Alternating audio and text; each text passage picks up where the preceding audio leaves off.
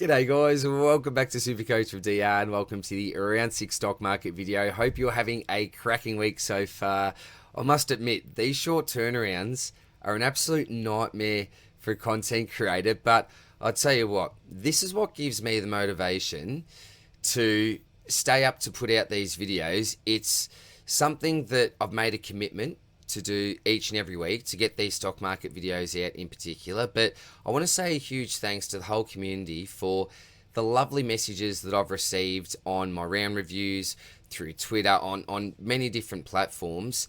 Wish me all the best, particularly with Nash, with me young fella. It really does mean the world to me. It really does show what a wonderful community that I have around me and what I am part of. I'm so lucky to be surrounded by such fantastic people in this Supercoach community. So thank you very much to everyone and anyone that has sent any well wishes through. I still have not got to like 90% of those messages. I haven't answered questions on my round review video. I promise that I'll do my absolute best to get to it. We have just recorded the Swordplay potty, so it is currently about 3:30 in the morning at the moment. So the good thing is I do have Anzac Day off, so need to push through tomorrow, get through the meeting, and after that it's some football, and then I've got the next day off with a couple of matches. The Lions are playing, so plenty to look forward to. Just got to soldier on tomorrow, so we'll be fine with that. But again, thank you very much to everyone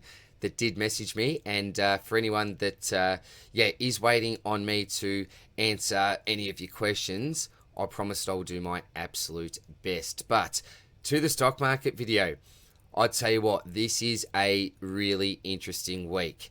Some of the rookies that are on the bubble, I'm not a huge fan of. Now, I think we've got one this week, Mr. Garcia. It's Hugo Garcia this week. I think he's going to be a very nice selection, probably the best that we can look to get in. Unfortunately, and I'd put up this graphic. I made this graphic a day or two ago. It's Kane McAuliffe, but guess what? Unfortunately, the young man has been omitted. So scrap him off your plans if you went early.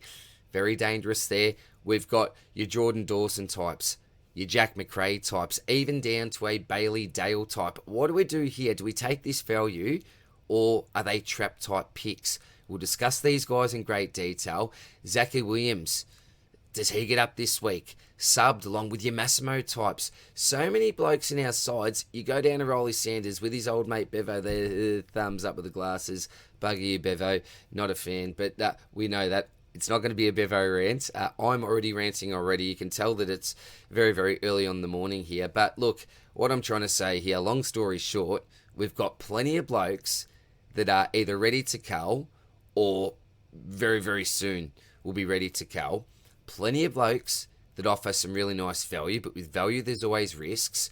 And then we've also got blokes on the opposite end of the spectrum, like your Caleb Sarong types, that present some really nice value as uber premiums. Do you go your Ferrari like your Zerets, your Matty Rouse, or do you save a little bit of cash because there's not too many great rookies on the horizon? So many decisions to make this week. As I said, we've put out the Swordplay potty, so we do discuss some of these plays in great detail. We go through the captaincy options of trades, all that fun stuff. So if you haven't checked that out already, after you've taken a look at the Stocky, or listen to the Stocky anyway, be sure to check that one out because there's some great banter as always, and Spills and Janeth do a ripping job. Love having a chat with my brothers. But to the Stocky, let's get into it, guys. You know where we start. We start off in the defensive line. Let's see who is at the top of the list this week for the 500k plus defenders. Let's get into it.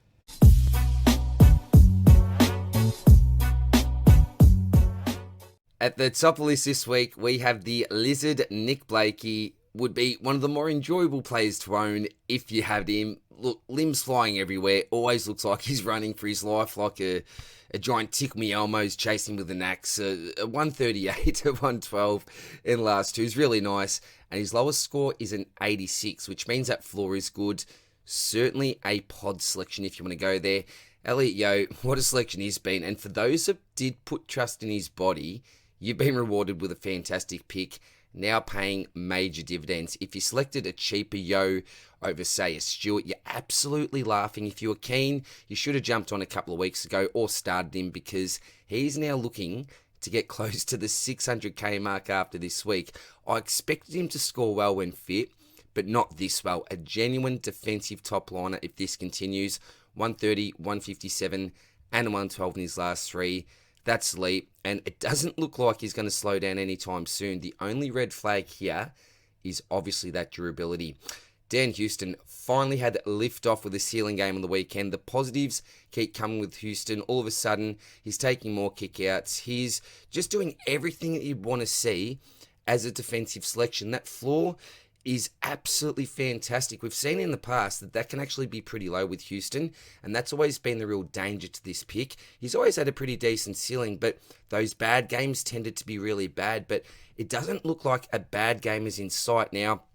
The scary thing as non-owners this week is the fact that he's just coming off a 140 plus and now facing St Kilda.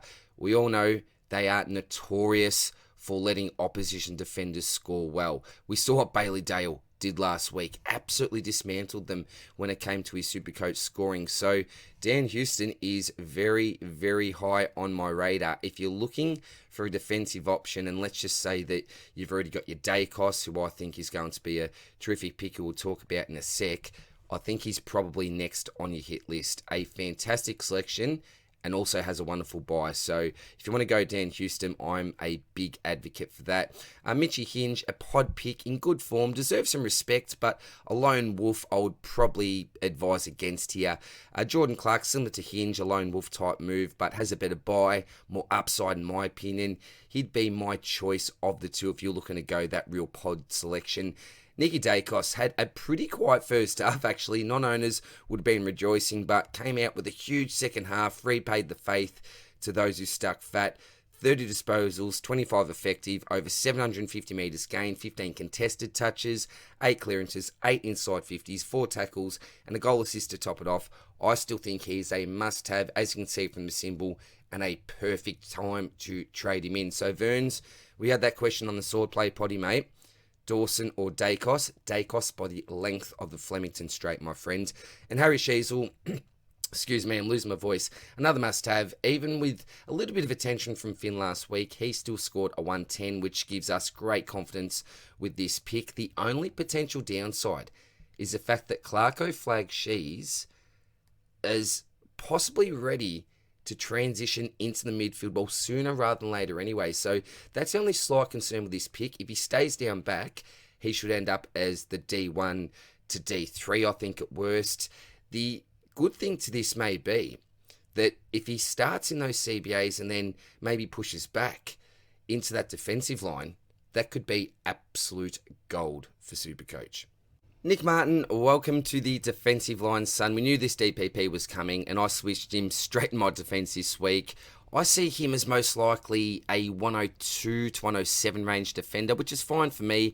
He'll have a nice ceiling game from time to time, and that could win us a league matchup as a unique. Slight concerns, he's pushing up the ground a little bit more and not in the position to receive those seagull type possessions, but as I've said, only slight concerns. It probably means his ceiling does lower, but I think his floor is relatively safe. You should have jumped on a couple of weeks ago if you were keen, as the value isn't really there unless he can return to those 130 plus games on a pretty consistent basis. Lockie Whitfield, super talented player that has to work extremely hard for his Supercoach points, largely uncontested as we know, but as time goes on, I'm cooling more and more on the pick. He's playing some fine football, but those random injuries concern me. Seems to cop knocks and find it hard to recover. Just too many slight worries for me, and I may be overreacting here, but I just see him as a stressful pick to own, and I wouldn't really enjoy owning him as much as some other players anyway, but go there if you like him. The Sistog, still not really doing it for me as a pick. Mediocre type stuff from a bloke that many of us had as in our top 3 defenders pre-season. Most of us jumped off and didn't start him for good reason, but at the moment, if we select him, I think we're really going on name, in my opinion. There are so many better options out there as we currently speak. So I say sit out for now, watch, observe, and possibly jump on if he hits some form. Hayden Young, concerns with hamstring tightness. That would have owners concerned. I've heard that he should be right to go, but who knows? I can't confirm that. Pretty simple. As an owner, you cross your fingers that he's good to go. But as non-owners, I think we sit this out for another week to reassess. You'd be spewing if you're one of those people that started him, traded him out, starts to look good, then you trade him in last week again. It would hurt if he misses. I'm really hoping, really am hoping for you guys that he does at least get up this week and score well for you. Luke Ryan had his first off game of the season, so I'm going to forgive him for that. A flawed game, which in itself is pretty decent. Very low disposal count for his standards. Look, Freo just got flogged, so I'm not reading too much into this. Just one of those weeks. Good news for owners that you should be able to jump on soon at a lower price anyway. And Tommy Stewart, unfortunately, missing with concussion protocols this week, so I'd obviously hold off trading him in and target him in about 3 weeks' time. It's super unlucky for owners, but non-owners will be getting at least 100 plus K discount on him. Seems like close to a must trade in when he bottoms out. On to the defenders, 250 to 500k. Now, most of the blokes on this list are either hold or trade out options. We'll talk about the potential trading options in a sec. I'd hold both of Karmas and Windy. They've both got coins to make, with Buku also gaining that handy defensive forward DPP status as expected. Matty Roberts, oh, what a man he is. Could be that D7 M9 keeper for the year. And the way he's going, and I'll tell you what, it's something I would do if I had the luxury. It was suggested by the great Cadder that, you know, could we use someone like a Roberts as that keeper for the rest of the year? The same could be said for a Harley Reid type, who we'll touch on later. I say yes, and I tell you what, just keep him on field and enjoy the benefits. What a young gun Matty Roberts is. Oh man, Charlie Convin was one of my trade-ins last week, and up until half-time, things were looking dandy. 2 contested inset marks very early on, beautiful efficiency, 5 disposals, 100% the first quarter if you don't mind. I was celebrating until I see the unthinkable, and the nightmare came true. Clarko swung him forward. From then on, had 0 impact on the game, which hopefully means the experiment is well and truly over. Only finished on a score in the 50s, and he was on 39-40 points, I think, at half-time. Really looking at an 80-type score, but it was all due to that role reversal. You can see the swingman symbol there, and I'm worried because it may happen again. I'm hoping it doesn't, because as a defender, he can average a solid 80 in my opinion, but as a forward for North, his average goes south very, very quickly. I pray to the Supercoach gods that this works out. The good thing is Biggie didn't really impress down back, and I have heard a whisper that it looks like Common will be down back again. So I'm hoping that's true. Fingers crossed for that one. I think we've got 3 possible sells, and they are the 2 sub boys in Williams and Massimo, along with Jaden Short. Now, Short is a train wreck, as you can see from the symbol there. Now injured to top things off, so I think you just need to sell now. Get out of the pick. I've been saying that for weeks and weeks. Hopefully you don't own him now. Massimo, here's an awkward one, because Hawks have players to come back. And remember, he spent a lot of the last quarter on the Pine the week before. Is there something suspicious here? It was purely tactical. This is a sub last week. And the issue we face this week is if he's named, it's that late game, and we won't know if he starts as a sub until we've already locked in our trade. So a risky proposition. Scored really well off limited disposals and actually got scaled up by at least 5 points just for sitting on the bench. Janeth wasn't happy about that, because he traded him out a couple of weeks ago, and he's going, hang on, what's going on here? The fella's going up and up. So very lucky for owners there, but I suppose unlucky at the same time that he was subbed out. If you hold, it may be safer to actually chuck him on the bench just in case he is a sub. Fine to trade as well. The decision on Mass is absolutely yours. Now, Williams has the high break even, and we still aren't even sure if he plays this week. An apparent corky issue with his Achilles. You could hold if you want. If he doesn't play, he won't lose any coin. But personally, I can't risk him missing, because I'm already carrying those 2 dead rookies in Hoare, as well as Zach Reed as well. Now, again, the great Catter did mention that Hoare is actually available for selection, but they didn't go with him. And with their defensive injuries, if he's not playing this week, if he's not selected, then when is he going to be? So that does really start to concern me now. But if Williams doesn't play, just assuming you've got even a closey or someone to come on for him, he won't lose any coins, so you don't have to trade him. But I can't risk him missing, carrying those two dead rookies. So out the door for me, really unfortunate, as I think that he can flourish without Sard and McGovern in the side. That could be another reason to hold, but I need the cash now and want to replace him with a safer primo. Now, the ones that you may consider trading in, so I haven't certainly gone in order from top to bottom here, but they're Burgoyne, Ainsworth, and McAndrew, and I will get to Bailey Dale in a sec as well. Now, Burgoyne is one you could get in if you're desperate and don't like any of the bubble boys on offer. 93, 88 in his last two. Was sub for his first couple of games. But if you can keep those last two scores up or somewhere in the middle there, then he still has enough coin to make. But if his scores start to lower, I don't think there'll be enough meat on the bone. I've got him in draft though. Really nice selection in draft. Ainsworth, bit of a trap at the price, in my opinion anyway. I love him as a player. I've always rated Noah. Now, not a real flashy type player, but does the hard stuff. Real team orientated, just a role type player, but I really do rate him. Never going to be a superstar, but in Supercoach, scores of 80, 37, 62, 77, and a 116 last week. As you can see all over the place, he has actually made over 100k already, so a successful pick if you got him in before his price rise. He was one of few Lions that actually adapted well to the wet conditions last week, but this score, for me anyway, was one out of the box, and I'll be passing on the pick, particularly at the current price. I may have been wrong on passing on McAndrew because he's looking fantastic, but still sits in between that awkward range, won't average enough to be a keeper. Even with that low break even, I wouldn't be brave enough, and the ship has sailed for mine.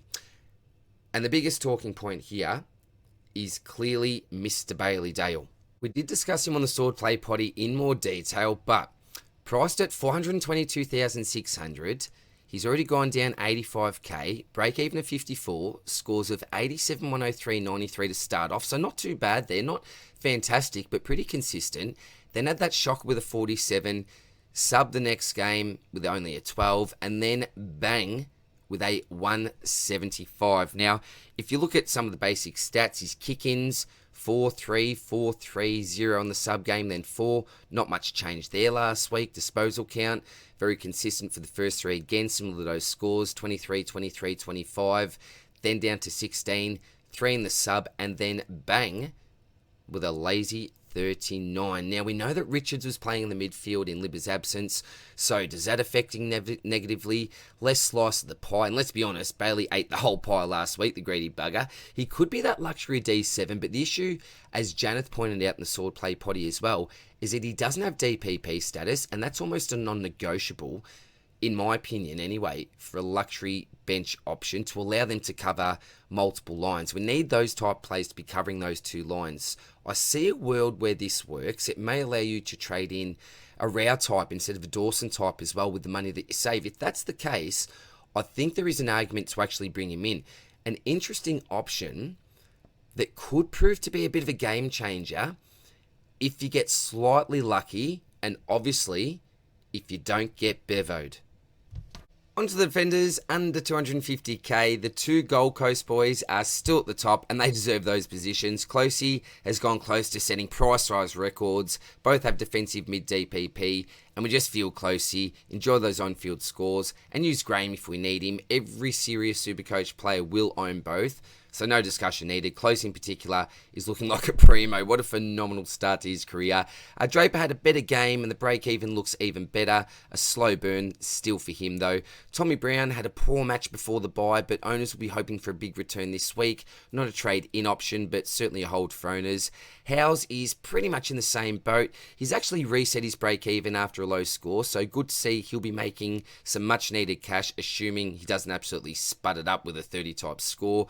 I think he should give us around a 60, though. That'd be good enough. Hopefully that's the case. And Bodie Hewland, that break-even is getting awfully close to his 3-rounder, which obviously means that his time may be up. I just say cull when the time is right. On to the big boys in the midfield, 500k plus. We'll get a few out of the way before we get to the main talking points. Where we go, Cripper, well, he's a pod, but not for me. Miller doesn't really appeal at the moment, low break even, but that should rise after this week when his big score rolls out. In saying that, he's playing West Coast, so could we see a ceiling game? Possibly. Errol and LDU were touted as next-gen Supercoach superstars, but haven't produced so far in 2024. Could present as nice fall and primo options, but personally I need to see more, and then I'm happy to pay that extra, say 30k odd if needed, just for some reassurance and some extra confidence. Crouch isn't obviously a trade in, but is there the potential for them to leave him out of the side? Most likely not, but it would be good news for his teammate, who we'll get to in a sec. If you can get him up to I'm talking Uber like your Zeret, Sarong Rao type, then that's fine. Or you could flip his buy. Really up to you with Crouchy, but certainly not going to be a midfield keeper. Too many big names to choose from there. Butters had a massive first quarter, quiet second, quiet third quarter, then a decent last quarter to get to 127 last week. I took that as my captain's score. Was pretty happy in a tough week. A great trading option and looking locked for a top 8 average. We discuss him every week. Nothing has changed from me. If you're interested in him, I think he's fine. Matty Rao just continues to pump out great scores. He's only sub-ton, being a 99 against the Dogs at Mars. I've seen enough to say that he is absolutely the real deal and a real shot at finishing the top 4. Highest averaging mids, 137, 155, then that 99, 129, 135, and a 126 last week is fantastic. And they're all decent captain scores to boot. A contested beast, averaging 7.5 tackles per game. And this is a scary thing. In the next 3 weeks, he plays North and West Coast. And anyone that's played for the last few years would know about his record against the Eagles. He's had a career average of 120 against West Coast, with his last 3 being 165, 101, and 157. His second highest career average is against the Roos with a 110. He's had 3 scores in his last 3, 131, 124, and 125. It will be a very scary non-own, and he will be a ripper captaincy option also. He's not a value pick, but he's an absolute uber elite, so you do need to pay up, but in return you get one of the best. Bring him in if you can afford him, if it doesn't screw with your future plans. And now we'll get to the 2 main talking points this week, in my opinion anyway. It's Sam Walsh and Giordano Dawson. I'll keep it simple with Walsh. Well, firstly, he presents the best midfield premium value by an absolute mile, the lowest break-even of any player priced above 500k. If you trust he's back to hold up, pause the video and get him in now. He's looking sublime, although we've seen this before, only to be followed up by some poor form. We also don't want him to be playing through pain. I'm close to flipping my way of thinking and just getting him in. You know, McGovern, Yo, Zorko, Fife, they've all held up so far. So why can't Sam? Is it just luck that these blokes haven't gone down? I don't know. I do know, though, that Sammy is an ultra professional, does all the right things with his recovery. This is very gut feel. You either trade him in this week. He's got a 3-round average of 148. There is so much to like. If you like him, absolutely bring him in. There is no other discussion needed here. However, if you don't bring him in this week, I think that you will commit to fade, or you should commit to fade for the rest of the season. 0 point waiting on trading him in next week or the week after that. In my humble opinion, it is absolutely now or never with Walshy. So completely up to you there. The stats, the data, everything is in his favour, apart from that potential durability issue with his back. And Dawson is very much a risk-reward pick, depending on how you look at it. He could provide the ultimate value at your M8 position. If you've got some big dogs already, you could hunt for some value here, especially with the lack of rookies on the horizon. Now, Spills, for example, isn't necessarily a fan of this because he's a big believer that even say 115 may not even be enough for that M8 position. They're so precious, these midfield spots, and I do absolutely agree with that. Is this fool's gold, particularly with Crouch out? Does Jordan go back to his 2024 norm next week? Well, last week he used the ball much better. Hit the scoreboard twice, got lots of contested possession, tackled well as always. He really did everything right. People have questioned his heat map, but keep in mind, that's where the ball was for a lot of the game. Don't let that trick you into thinking he was playing some sort of a wing role. He had the highest CBA rate and often tries to run through the middle of the ground as well. So his dream team scores have been fine. So that says that a lot of his troubles have been ball use.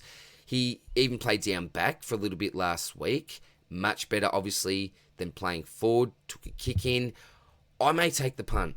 And the reason being that if I take this value now, it will allow me, and this is personal circumstance, to grab English next week. It's very team dependent, but the idea is to take the value now when I can to allow me to continue to upgrade and splurge later on with some of those bigger mids if I can. I'm so on the fence, and some may say it's better just to get the big dog in now and pass. I'm trying to offer advice here, but I'm finding it really tough with this pick. It's a yes for now, but Spills would much rather wait a week, as he flagged in the potty. All I can say is, if I do get him in, and for anyone that does, fingers crossed that she all goes well. Caleb Sarong, don't let that 3-round average fool you. He's an uber elite in 2024 and a great buy now this week, as you can see in the symbols. Come down in price after initially skyrocketing due to his 170 score early on. A decent draw, fantastic buy, and close to a lock to be right up there with the best of the best this year. If you've got the coin, bring him in, enjoy watching him go about his business, a legitimate captaincy option as well. The Man of Steel had his first failure of the season, which was disappointing, but I'm giving him a mulligan. The whole Saints team were clearly buggered due to the fixturing, and playing 3 games in, 12 to 13 odd days is crazy in my opinion. I wouldn't really be put off by this score. Lockie Neal just doesn't really interest me, to be honest. I was at Canberra last year to see the Giants and the Lions. Well, Lockie Neal clearly deserved 3 votes to steal the Brownlow off font. I'll better not say that. I'll get absolutely flamed by that. He did not deserve 3 votes. I was there and totally agree with that assessment. But looks a little sore, still playing through pain, and not really smashing it out of the park and screaming must pick me. So a skip for me until at least after his bye, with most Lions players, to be quite honest. Dunkley included. Haven't included him in the Stocky this week, but pretty much in the same camp as Neil. Younger though, and would probably prefer Dunkley at this stage. Zerep, I've got the buy now and target symbol on. Spillsy's on him this week, but when you got the target symbol on, that means that he'll always be a good buy due to his ceiling, due to his fixture, but you can also wait and target him as well, hopefully at a lower price. Now, he's coming up for Anzac Day.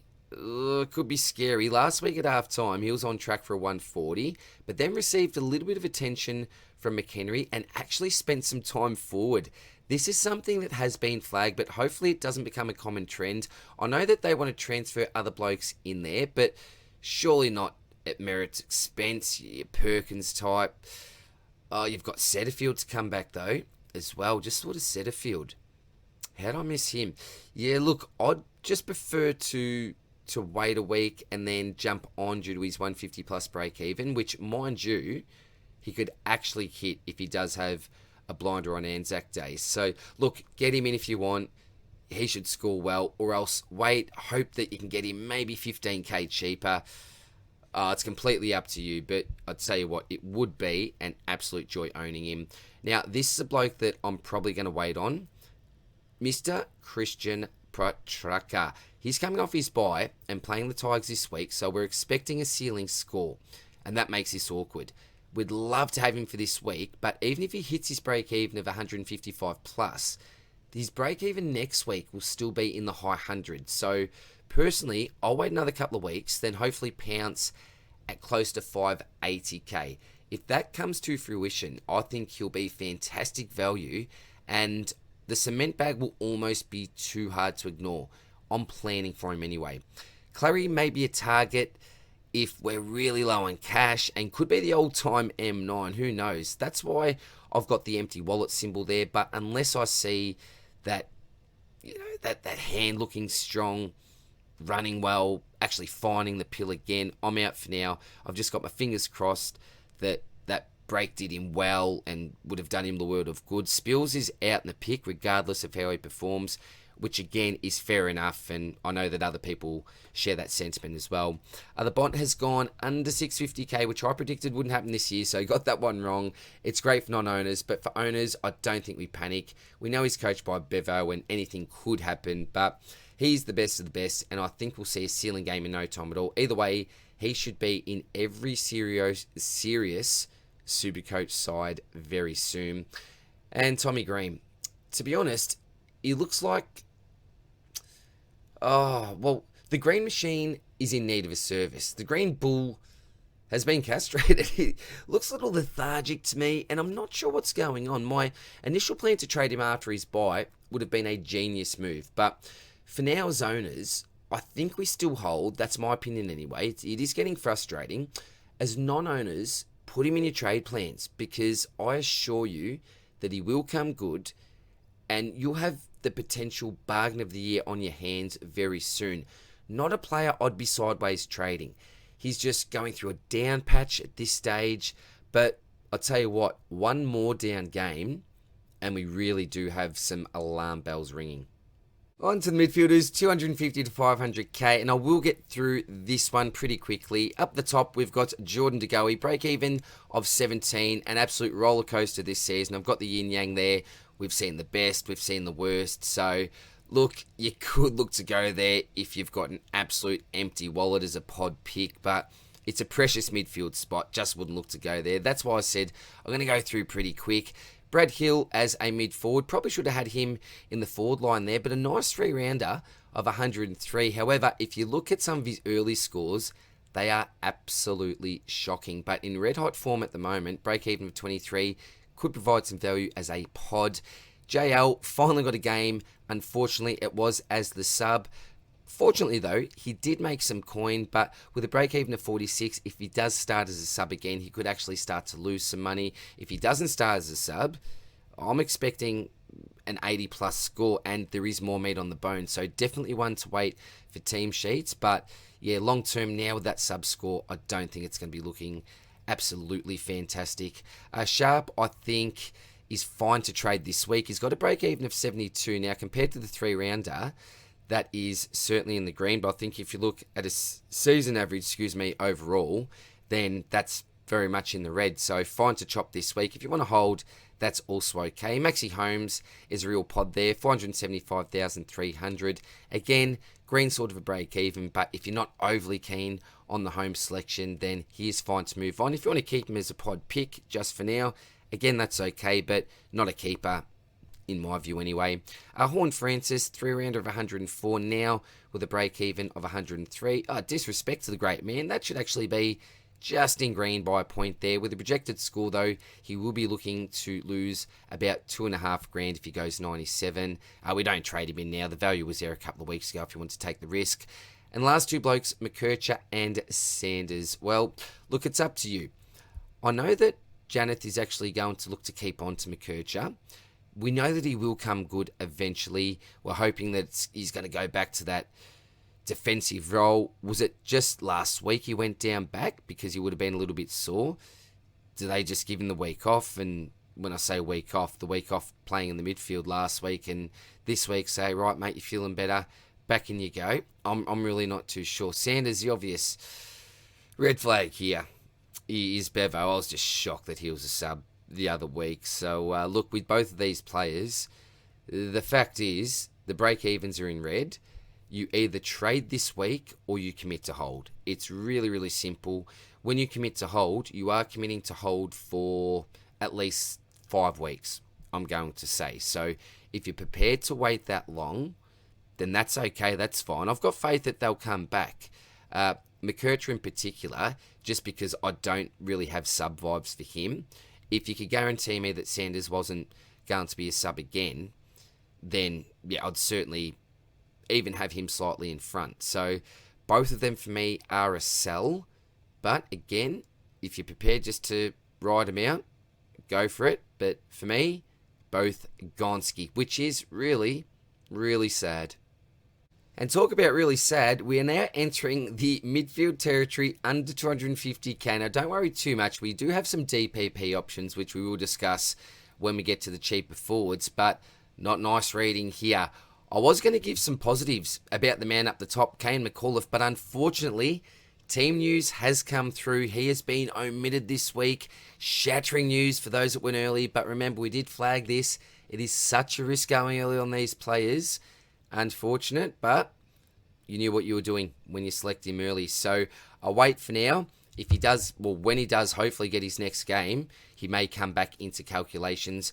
Jai Clark, damn, the sub lost so much coin already. I think you either chop him now. Look, you probably should have chopped him last week. If you didn't, you've probably almost committed to hold, to be quite honest. But you've got to have the chop, the watch symbol there, the sub symbol. Hopefully for owners, he just doesn't get selected. At least you're not losing coin, and you may have a loophole there, which may actually be handy for you. And Jakey Carroll, he is an absolute sell. Sorry, Jono, your cousin needs to go, mate. Very high chance he's a sub. Again, maybe he doesn't get selected with, say, a Cherry coming back, and he won't actually lose coin. But if he's a sub again, with a break-even right there in the red of 81, he will start to plummet. So, as I said, apologies, Jono, but get out of Dodgeville. On to the rucks, and at the top of this week, we have Toby Conway, a decent average, but with Naismith playing his second game with a big score in his system, I'd probably wait and see what happens with him. Hopefully a decent play for the future, though. Same with Ethan Reid, should be a star, but a young key position player from Gold Coast, again, doesn't interest me. The only thing that may sway you is his DPP status. Big bad Brodie Grundy slapped former owners in the face, and the DR trade-out curse continues. He played out of his skin, and guess what? He is now the official R2 for average. Unbelievable. If you held him, well done. You are loving life, witnessing the English and Marshall carnage. I couldn't trade him in, though, and would still much prefer targeting a fallen English next week or Rowan the week after. Meg kicked a couple of snags to sort of save his score last week, but doing exactly what he needs to do, and should be right to move on when either English or Rowan bottom out in the next week or two. Sherry is looking like a keeper at this stage, and I think I've underrated the pick. Probably the best starting pick to partner Gawn.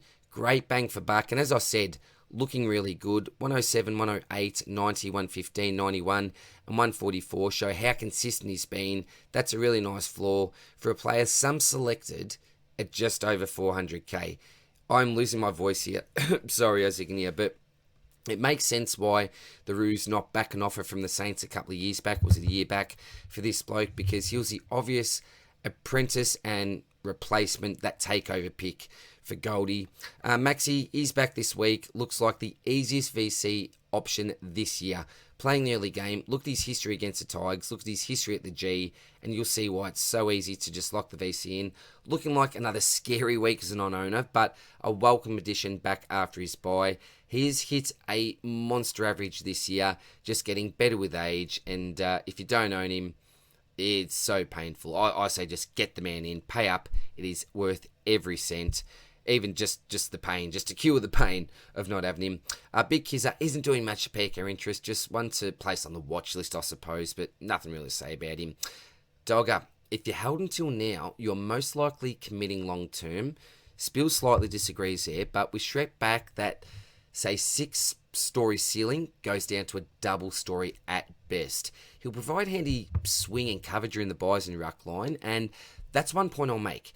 If you're still holding, I say get him in your forward line as quick as possible, because you'll be losing too many points in the ruck. If you've got him in the forward line, you're not losing points forward, given just assuming that you've got Flanders and Heaney, let's just say. But you do still have time to flip before he loses another chunk of cash again with that hefty break even. The issue is, it's not the time to get any rucks in unless you're not a Gawn owner, or for some reason you want to go back to the Grundy well, but I don't think too many will.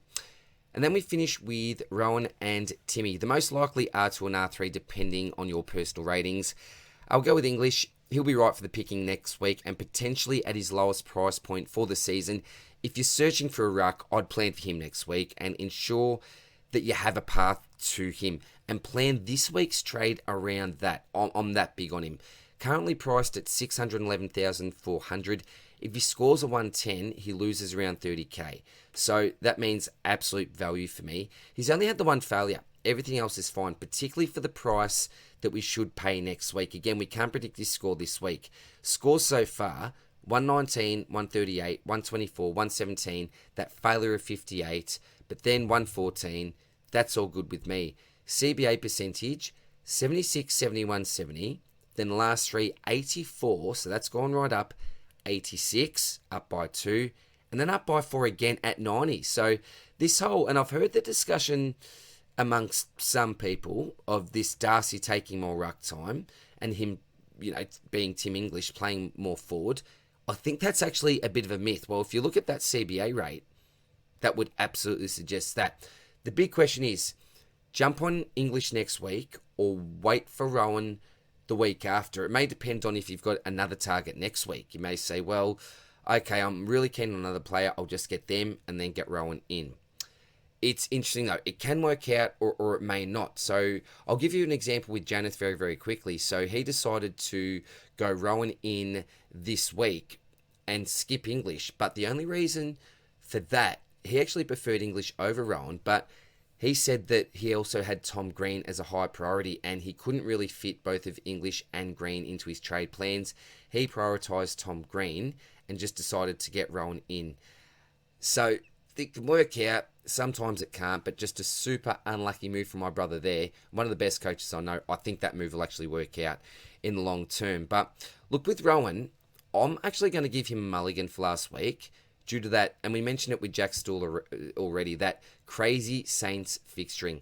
Similar to Steele, it's really tough to assess this game. He spent basically the whole of the last quarter on the bench, and obviously his score suffered. I'm nowhere near as concerned with this as others, and after a decent rest, he should bounce back. If you can't find a way to bring in English next week, and look, Marcus Bontempelli, here's another one that you may certainly prioritise instead. Did we even talk about the Bont? I'm not sure if I did. I'll tell you what, going back to the Bont, because I'm pretty sure for some reason I didn't discuss him. I don't reckon I did. Absolutely, if you're not a Bont owner, assuming he goes well this week, he should be one of your number one trading options the week after. So we'll definitely discuss him in more detail and obviously see what he does this week. But yeah, quickly again, just to finish with Rowan, I think he should bounce back. And look, if you are prioritising someone else and you're not going with Rowan, I'd definitely plan for Rowan the week after. I see him having a really strong return. So then my thoughts on the rucks. A fair bit of action coming up on this line, particularly in the next fortnight. Onto the forwards, 500k plus. I think we've got the top 4 forwards in 2024 at the top of the list, albeit just in the opposite order for mine. Spills, Jonathan and I ordered our top 6 forwards in the Swordplay potty, so feel free to check that out for more detail. But in a nutshell, number 1, Heaney, speaks for himself. His first failure last week, but if that's his flaw, we can all live with that. Also, picked up mid-DPP status as a little bit of a bonus. Flanders continues to rack up the pill-off halfback and is settling in really well to his new role. The clear F2 for mine. Nothing really new to report here. Zorko is looking red hot in his halfback role. Still scored well in those wet, horrid conditions. Same story here as well. I'll look to jump on as my last upgrade, but still hesitant to get him in this early in the season. Don't blame you if you want to chance his body. If that can hold up, you will be a big winner. Bolton also in red hot form and really not putting a foot wrong. Smashing that 3-round average out and could be anything if he played in more of a permanent midfield role. He's averaging just over 50% mid-time, so a 50-50 split, that's very dangerous, I think, for opposition teams. Probably best for Richmond at this stage, but let's be honest, their midfield is not working too well at the moment. I would highly consider him when he comes down at a friendlier price, though. That may not be anytime soon, however, in current form. That's the issue. If you want to jump on now, I suppose that you could. And Charlie Curnow, as Spills also said in the potty, a key forward type such as your Charlie, your Harry, your Hogan, are all a shot for a top 6 or 10 average, but the best play or the key forward is to wait for them to have that floor game, and it will inevitably happen. And then the other thing that you should do is focus heavily on fixture and favourable matchups. On to the forwards, 250 to 500k, a pretty big list of players here and a little bit to talk about. Up the top, we have Harley Reid. What a game, the official breakout we were hoping for, and the young star absolutely delivered. They are going off in WA. I'm not going to deep dive into his stats because it's been well documented already, and all of a sudden he may be an outside chance of becoming a keeper. Finding his feet quicker than I expected, just oozes confidence. I love it. But in unfortunate news, and I haven't had time to edit the slide here, he's rumoured to be rested this week. Not injury related, that was reported by Tommy Morris, but may come in as a handy loop to take advantage of an early rookie score. It's going to be a pleasure watching this bloke dominate for the next 10 to 15 years, and he's continuing to go up in price. Obviously not this week if he is rested, but when he does come back, boom, we are making a lot of money. Here we go, the GOAT, Mr. Waterman. He has played out of his skin the past couple of weeks, and kudos for him. I think he's ranked like the 9th highest forward or something ridiculous like that.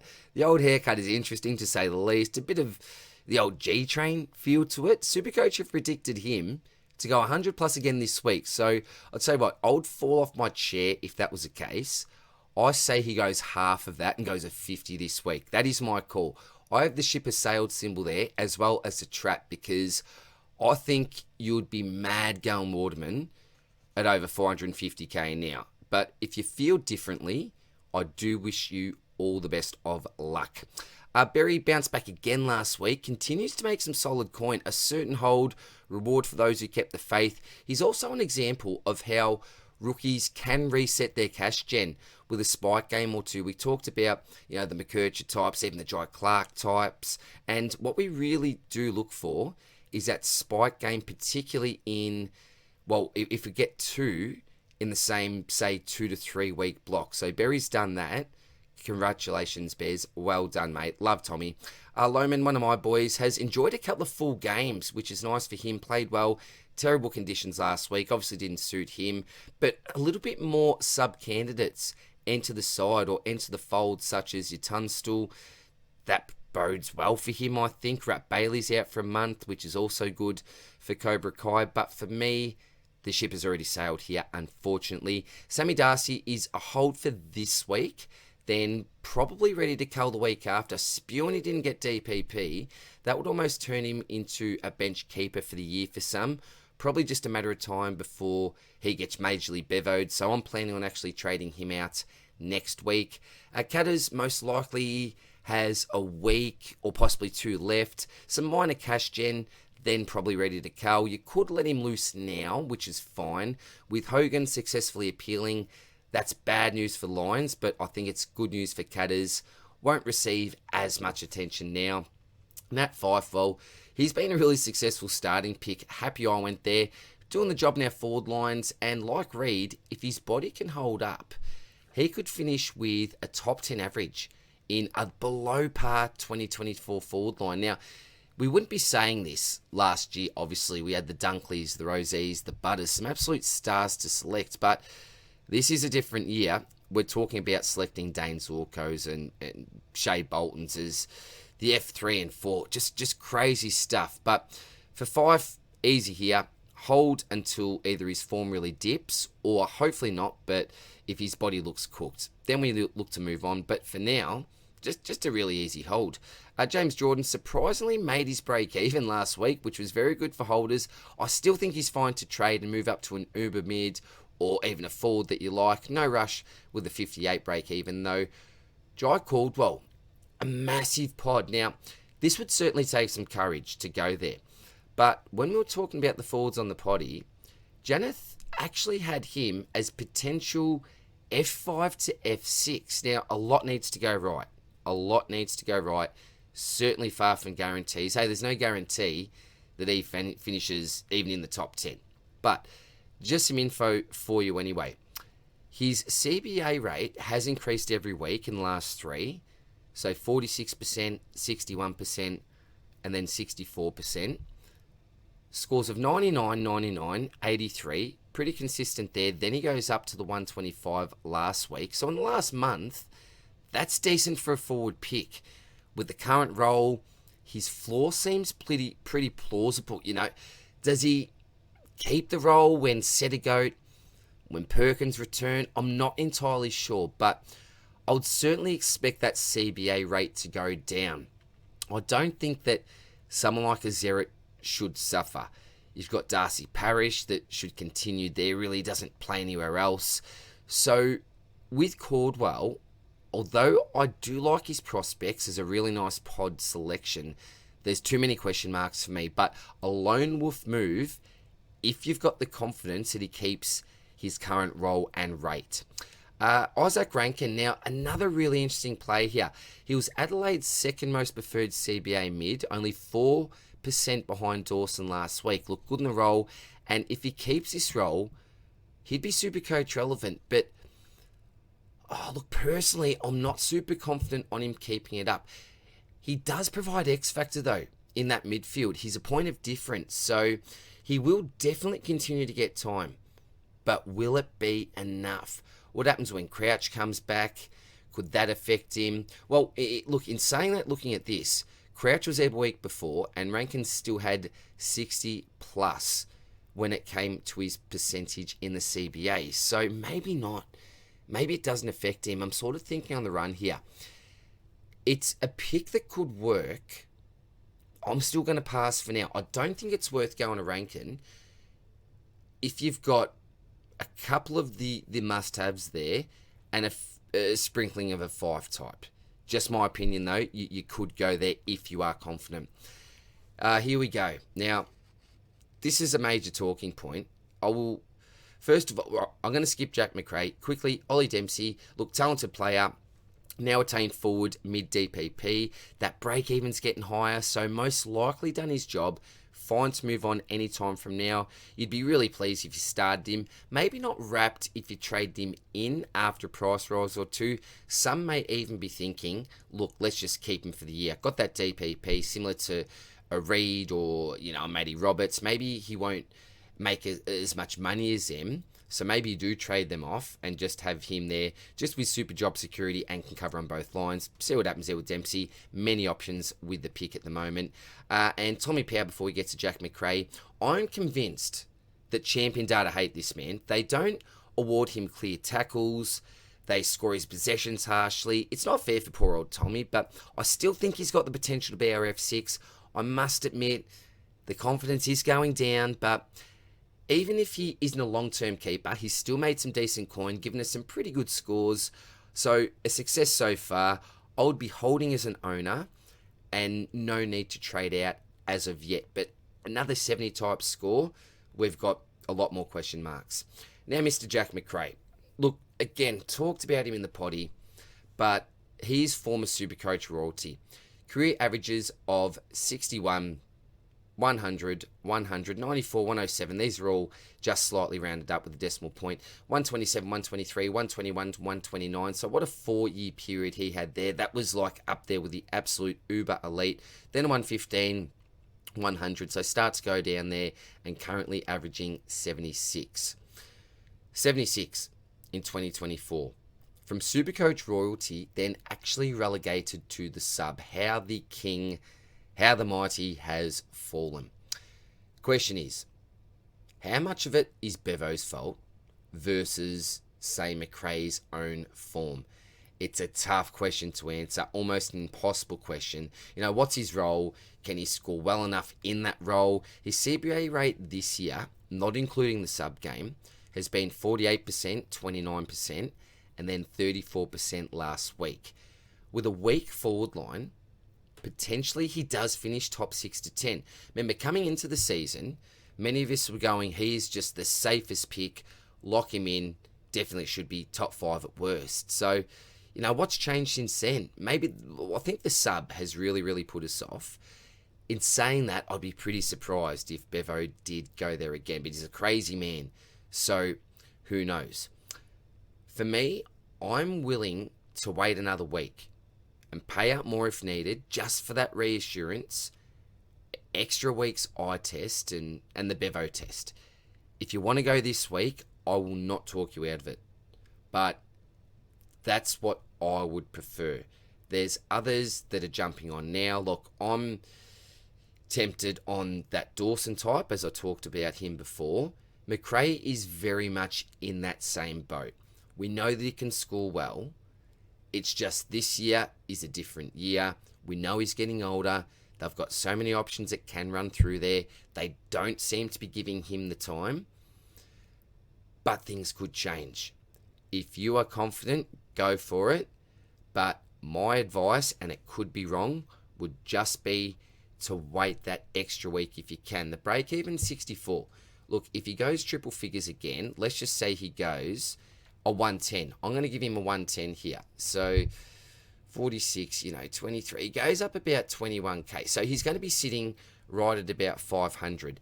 That's still a decent price, I think. Now, if you look at the symbols there, we've got, firstly, the Bevo, because he could be Bevoed at any time. I haven't got the sub symbol there, couldn't fit it in, but he has been the sub. I've got the buy now there as well, next to the trap. So it is very confusing, because this is personal choice and personal predictions here. He could be a trap, or else he could be a really nice buy now. So it's a little bit of a tough one, but for me, Jack McRae could be a bit of a make or break selection. And we'll finish off with the forwards under 250k. Thank you very much as always for sticking with me. Now, I might actually start at the bottom here with Charlie Lazaro.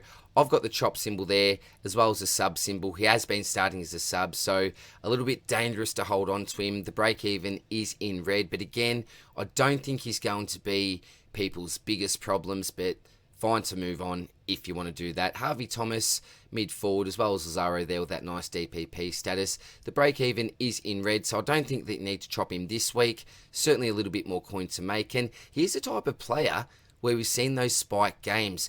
Very high footy IQ as well. Really do believe the Giants have a real player on their hands here. So, yeah, really do rate Harvey Thomas. Got a really bright future. But yeah, maybe next week is the time to move him on. Darcy Wilson is an absolute hold. So that low score is now out of his system. A nice score last week. I couldn't quite manage to get that on field, so a little bit disappointing there. But I think he's just a really nice bench option, either in your forward line or your midfield. Again, handy DPP status. He has coin to make. I'm hoping he can get to 300, and then we might look to move him on after that. We've got Jimmy Tunstall, my Brizzy Lions boy, 123,900 with a break even of -11, is on the bubble, but again, is a real sub risk. Now, I do rate him as a player, but he's one, when you look at our team sheet, and I'm assuming, there's going to be certain players on the team sheet, he will be the one that will really stand out for me, and a high sub risk. So, look, you could look to go there, but he'd be one that I'd just probably avoid for now. Again, I was potentially wrong on Lohman, but there's circumstances that you really can't predict.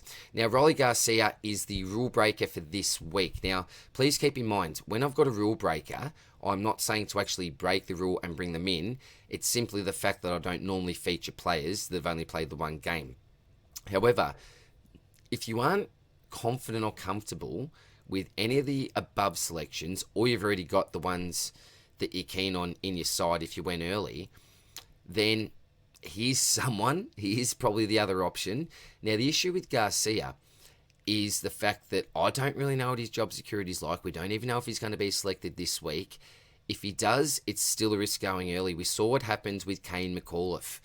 The same thing could absolutely happen with Rolly Garcia. So I would be waiting. And the other thing we've got to keep in mind is that we do need some downgrade options next week as well. And he'll be the perfect one if he does play this week and is named the week after. We, A, get that security of knowing that he's at least going to get that one price rise.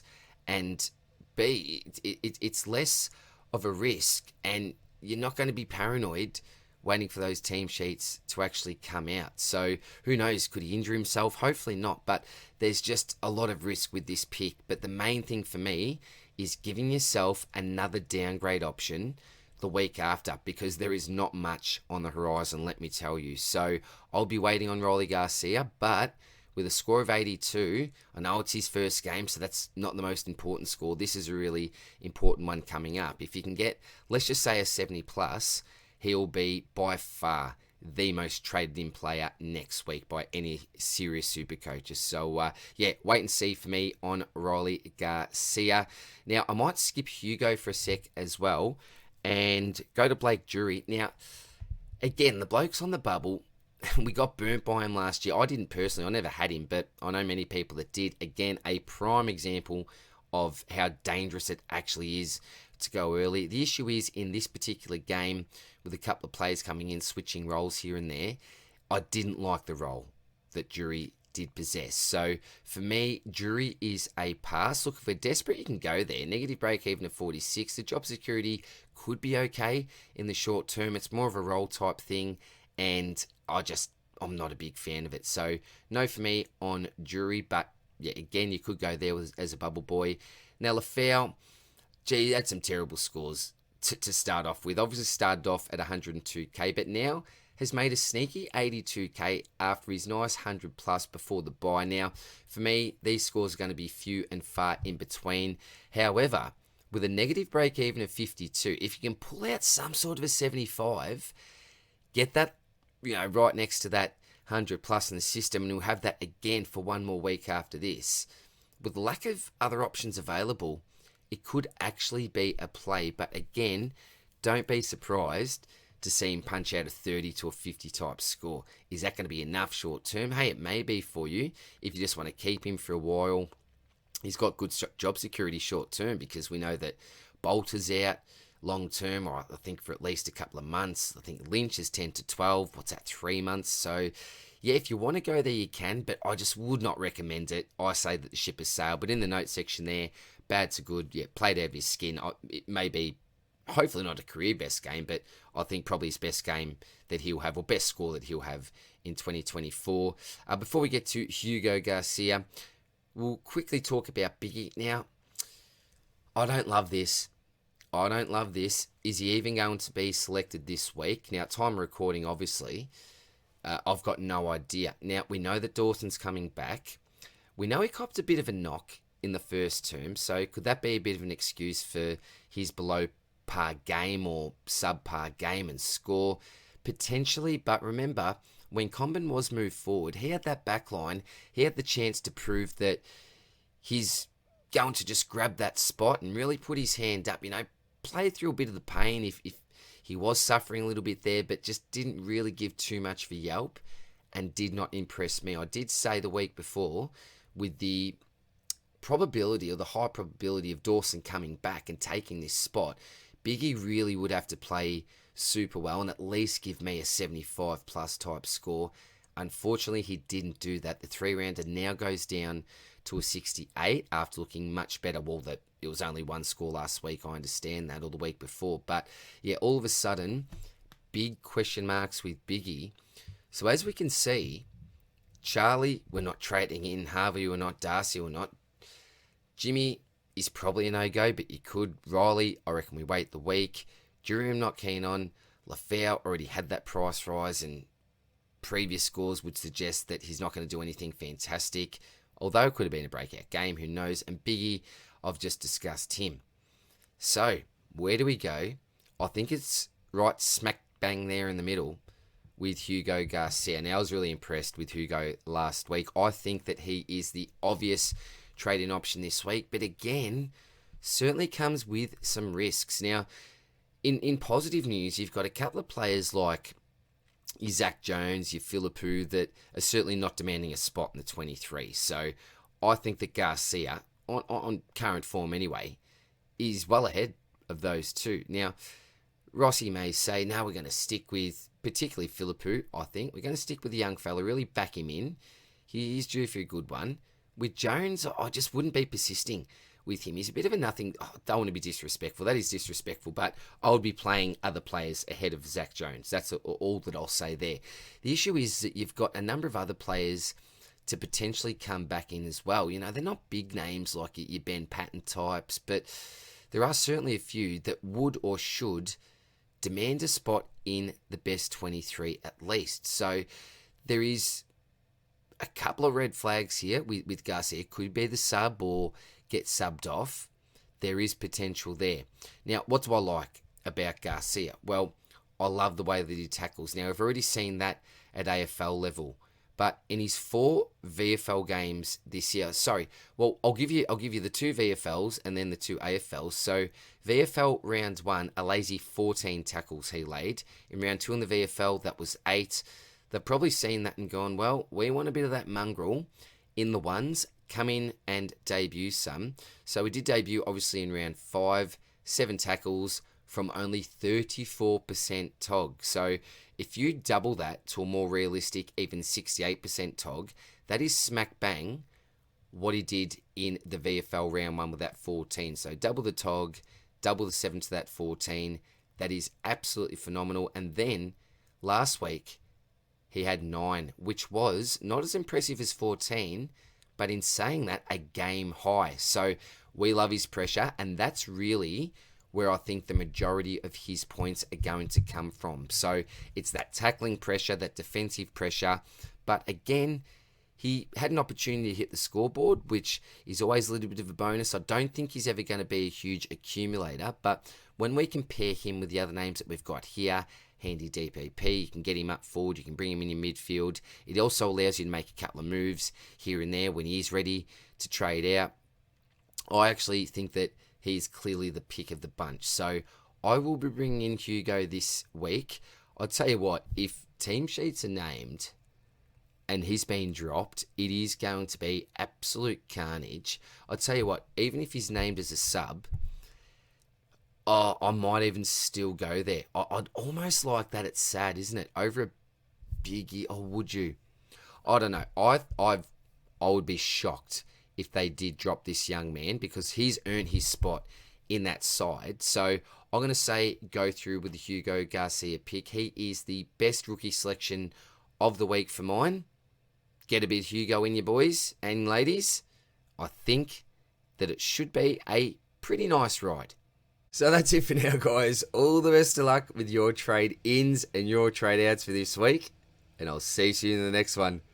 Cheers, bye.